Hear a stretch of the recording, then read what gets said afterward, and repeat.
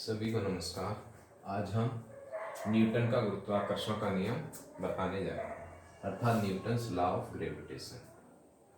Suppose कीजिए Newton's ने A B कोई रेखा है जिस पर m1 m2 द्रव्यमान है और उनके बीच की दूरी क्या है r।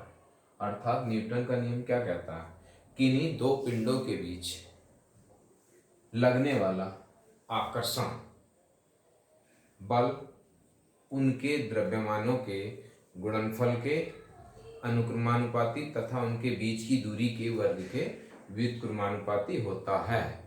अर्थात मान लीजिए किन्हीं दो पिंडों के बीच लगने वाला आकर्षण बल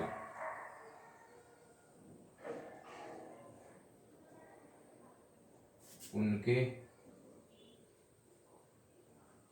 द्रव्यमानों के गुणनफल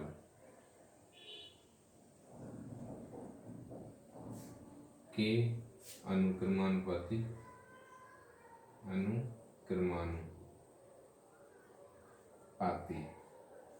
तथा उनके बीच की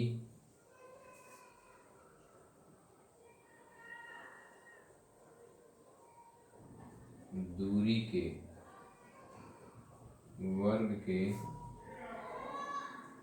व्युत्क्रमानुपाती होता है।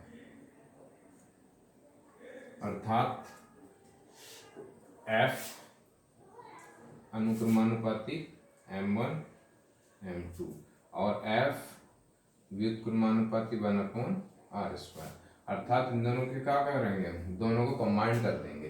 अर्थात F अनुक्रमानुपाती m1 m2 बटे r² या F equal to capital G m1 m2 बटे r², जहां G क्या है, जहां G capital G universal constant अर्थात सार्वत्रिक नियतांक, न्यूटन का सार्वत्रिक नियतांक है। अर्थात F इसकी वैल्यू कितनी होती है, जहां G की वैल्यू होती है 6.67 इंटू 10⁻11 मात्रक होता न्यूटन मीटर स्क्वायर पर kg स्क्वायर। इसकी विमा किस तरह निकालेंगे, विमा निकाल लो।